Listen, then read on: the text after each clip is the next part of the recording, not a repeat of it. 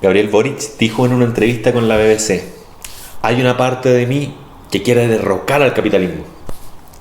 Daniel Matamala, en su columna semanal para La Tercera, haciéndose eco de los dichos de Boric, dijo que por el contrario, el capitalismo genera riqueza y bienestar, y de lo que se trata es de afinarlo en cuanto a desigualdad se refiere. Esta misma semana, la última encuesta CADEM arrojó que un 68% de las y los encuestados evalúa mal el sistema capitalista actual, de corte neoliberal, cosa que no es para nada rara viendo las problemáticas de malestar social persistentes en las últimas décadas. Lo que está a la base de los dichos de Boric, a la base de la columna de Matamala y en parte de algunos de los ítems consultados en la encuesta CADEM, es la imaginación de horizontes distintos al actual. Es sobre imaginación política entonces de lo que quiero hablar. Hay una frase muy conocida que dice: es más fácil imaginar el fin del mundo que el fin del capitalismo. Es decir, que el capitalismo, a escala global, ha logrado tales niveles de expansión, no solo en términos mercantiles, sino que también y principalmente en términos subjetivos, que difícilmente podemos llegar a imaginar nuestra vida diaria fuera de los influjos del libre mercado. La imposibilidad de imaginar nuestra vida de una forma distinta es, fundamentalmente, la imposibilidad de imaginar órdenes sociales distintos. Por lo tanto, esta incapacidad imaginativa constituye un evidente problema de imaginación política. Entonces, ¿es posible desde la sensatez y la rigurosidad intelectual, y más allá de la fantasía adolescente, imaginar el derrocamiento del capitalismo? Junto a la caída del muro de Berlín, cayó también el otro referencial del capitalismo. Es decir, se caía lo que, en la imaginación política de varias generaciones del siglo XX, era lo único que podía constituir una alternativa a la sociedad gobernada por el capital. Con el fracaso de la Unión Soviética, el capitalismo se absolutizó como el único orden socioeconómico imaginablemente posible. Pero si bien esta cerrazón imaginativa se hizo patente con el fracaso de la Unión Soviética, el problema de la superación del capitalismo ya venía desde antes, y es lo que explica en parte el mismo fracaso soviético. Recordemos que el modelo de los socialismos reales no logró incidir en el núcleo generativo del capital, hablando en sentido estricto, sino en contra de su apropiación privada y burguesa.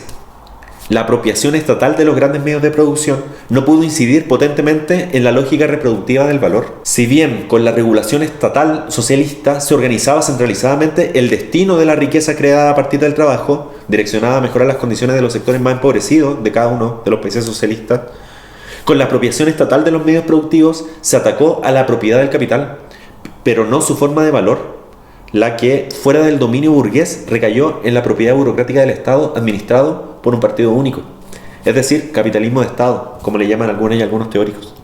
Nos encontramos en el siglo XXI entonces con la impotencia creativa de imaginar alternativas post-capitalistas. Por una parte, el socialismo de Estado, muerto a fines del siglo XX, ya nos sirve como referencia para imaginar un horizonte social distinto. Por otra parte, el capitalismo mismo, en su fase neoliberal, muestra su evidente colapso civilizatorio.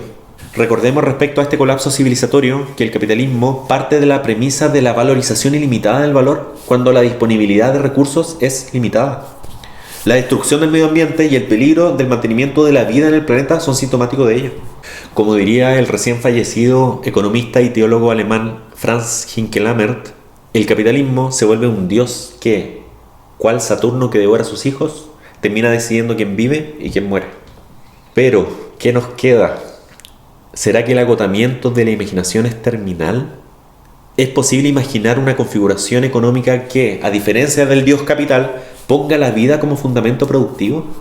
En Latinoamérica, por la lógica de la fundación de sus estados en el siglo XIX y del despliegue que ha tenido el mercado, sucede que la forma valor del capital no logró absolutizarse y por el contrario siguen habiendo al día de hoy, a lo largo de los Andes, economías locales, pequeñas, de carácter comunitario, campesino, barriales, indígenas, sustentadas en el valor de uso de lo que se produce. Si bien es evidente que esto no alcanza para vislumbrar ni el derrocamiento del capitalismo, ni una sociedad ni a corto ni a mediano plazo despojada de capital, sí al menos nos permite una pequeña fisura en nuestra imaginación encorsetada, esa que cree que existe solo libre mercado y Estado. Con esto podemos ver que el capitalismo no es absoluto y que tiene trizaduras que permiten la emergencia de imaginación y creatividad política contrapuesta a la lógica del capital. A propósito de esta fisura histórica, es que a comienzos del siglo XXI, la primera oleada de gobiernos progresistas latinoamericanos imaginó alternativas postcapitalistas y se aventuró con fracaso y acierto a la acción política. Pero a la luz de los 10 años que han pasado del fin de la primera ola, es evidente que los fracasos se confirmaron como fracasos, pero los aciertos tampoco han sido suficientes.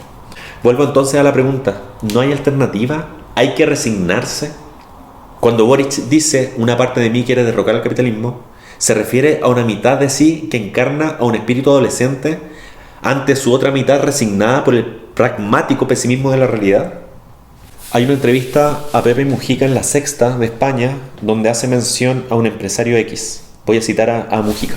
Dice, gente como esta, refiriéndose al empresario, resuelve problemas que yo no tengo ni capacidad ni fuerza para poderlos resolver. Si algún día hay fuerzas que los pueden suplantar con ventaja, vamos arriba.